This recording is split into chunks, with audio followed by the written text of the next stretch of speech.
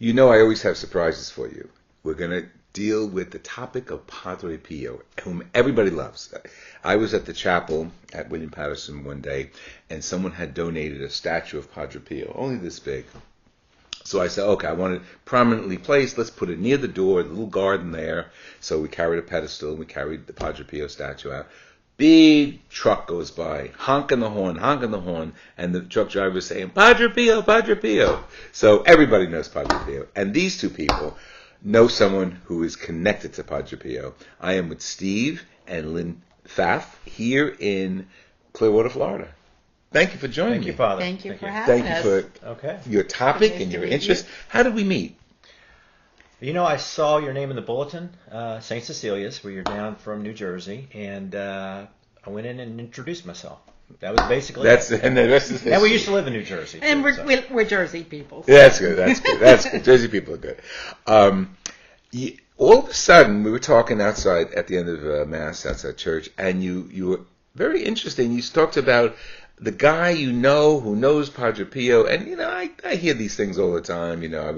I was in this town, I was up the Belfry, but that's not the story. The story is that this person, whose name is Adolfo Affatato, has a book, more than one book, Io e il Padre, me and the Padre, Padre Pio and I, because he was a spiritual son of Padre Pio. That's correct, yes. Well, we met him by chance in 2013. Okay, and Steve's going to be referring to this book and some of the background as to how I got involved with them. But listen to this story, the train story, right? The train story. Okay, yeah. Go ahead. So we'll tell you why we went there a little bit later. But we were coming back from Foggia to Rome, our first trip to Italy and first trip to San Giovanni Rotondo, where the shrine of Padre Pio is.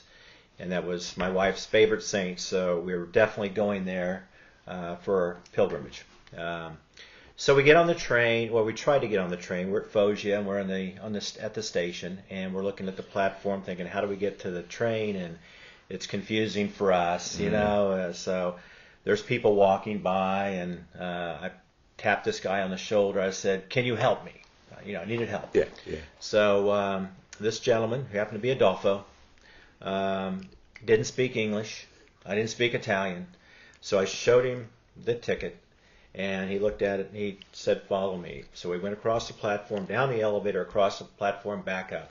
So not only was he going to Rome, he was going on the same train that we were on. Oh, good. And when we got there, he was actually in the same train car as we were on. Yeah, nice. Just by chance. Yes. Right? No chance. So, we know it's the not Holy, chance, right? The Holy Spirit. Go Right. ahead. So that's how we met Adolfo. Him and his wife were traveling to Rome, and they were actually taking his book over to, I think, give it to the Pope at the time. Wow. And It would have been this book.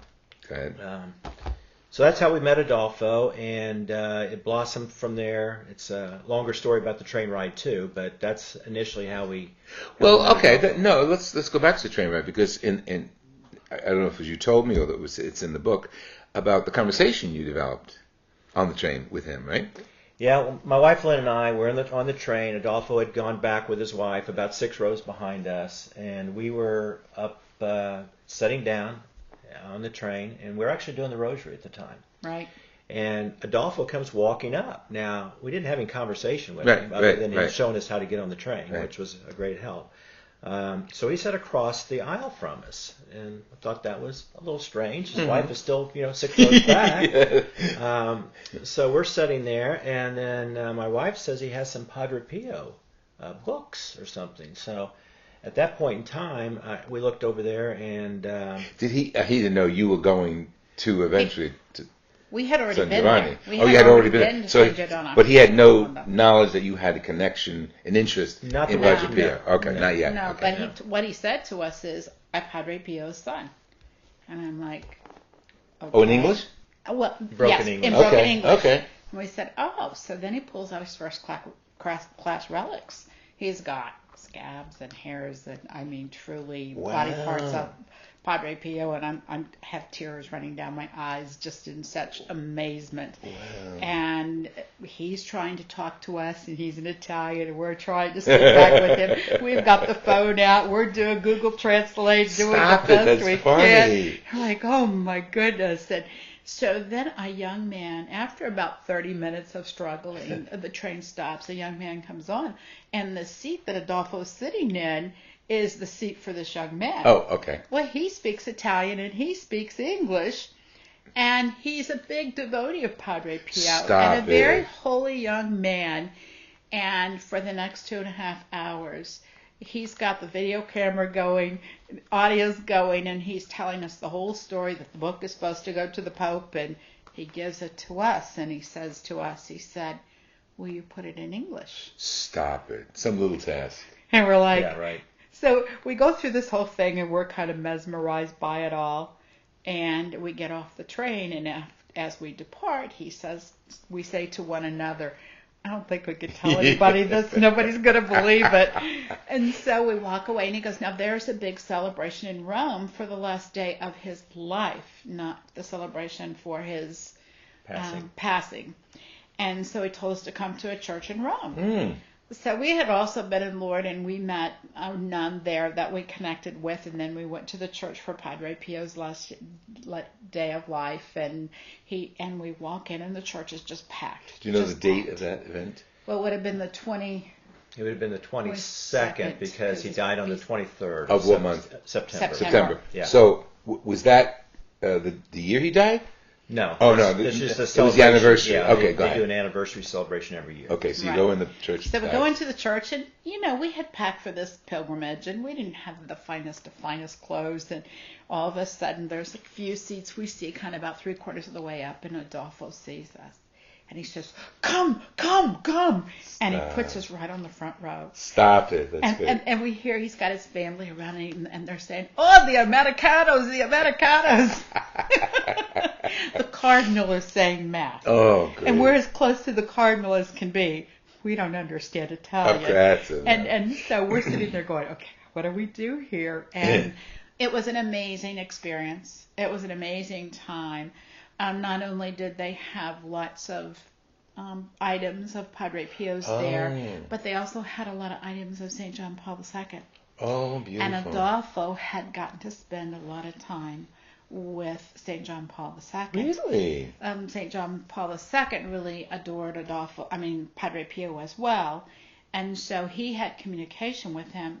And so after Padre Pio died in 1968, he would grab Adolfo anytime he could and want to know more stories about Adolfo. About Padre Pio, because Adolfo had spent 15 years of his life from the age of 16 with Padre Pio in a very intimate relationship. And certain aspects of that are written in this book, the English book as well as the Italian one, Padre Pio and I. We'll talk about later how to get a copy of that. You have to read it. It's beautiful. Okay, so that's what I'm interested in now. Any more connection between you and Adolfo?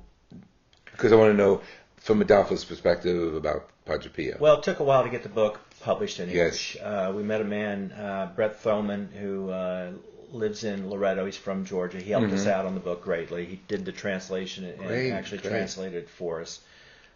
So it took 3 or 4 years, really, to get it fine-tuned. At least, 2 years? 2.5 years, probably. But we also went back to San Giovanni Rotondo. Oh, you kept going several back and forth. times. Oh. And so he would hire a translator, and he would take us all through San Giovanni Rotondo, where the friars were, where they lived personally, in areas that the normal person wouldn't be able to go into the new basilica. And as indicated in the book, he's close to the friars as well. Very close, very close. When we went there the second year, this was a year after we first met him, we meet him there in San Giovanni Rotondo, and we go into the friary, and we meet with the chief friar of the friary. So we know that Adolfo's the real deal. He's the real deal.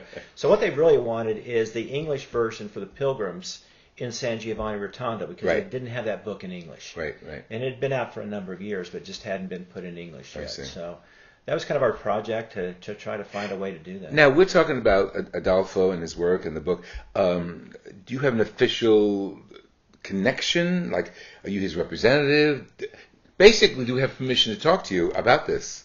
Well, you should have. Yeah, I mean, that's his whole mission is to spread the word about Padre Pio. That's exactly what I'm looking for, and that's how I connected with you, because you are his unofficial representatives here. And the book is what? How much? How much does it cost? You know, at this point in time, we haven't even charged anything for the book, because Adolfo, with him coming to America, then he will set the price. We're probably looking at $10. Wow. Okay. So what if one of the audience wants to get a copy of it? Well, that's something that's still a work in progress. Oh, good. Okay. Brett, who did the translation, is looking at working with somebody in Australia. Great. And putting it on maybe Amazon or something like that. Okay. So eventually, we're just self-publishing this ourselves. You don't have it yet, but you can. We'll talk about that in another session. Eventually, we hope. Good. Okay. So you go back and forth between here and San Giovanni, and eventually the relationship builds. Mm-hmm. Talk about, maybe in the next episode we'll talk about the connection between Adolfo Affatato and Padre Pio, because you referred to it in one of the chapters that he met as a young man. Mm-hmm. Yeah, a lot of credibility with Adolfo and Padre Pio. The last wedding ever performed was Adolfo's wedding, as a favor. As a favor, because he said, I'm too old to be doing this. This is great. Wonderful stories. And you have connection with Adolfo. And not only do you've read the book, to interpret it, you've dialogued with him a great deal. Right. We've also hired people or asked people to do phone calls with us, whether it's from here in the office, patching somebody in who speaks Italian. So we've had several phone calls back and forth with him. We're in communication with him. We receive emails and such. And That's so there's a great love there. I mean, it is deep devotion. And you notice when Lynn said, speak Italian, she pointed to me, because I'm thinking behind in my head, they're going to ask me to do a translation. I don't speak that well. Parlo italiano and siciliano insieme. I speak Sicilian and Italian together, so it wouldn't be a translation. This is Fr Louis Scurti with the first stage of the interview about Adolfo Affatato with Steve and Lynn Pfaffs here in Clearwater, Florida. And the next episodes will give you more indication of the intimacy that they share as friends of and daughter and son of Padre Pio. God bless you. Let me hear from you. Fr Louis Scurti at hotmail.com.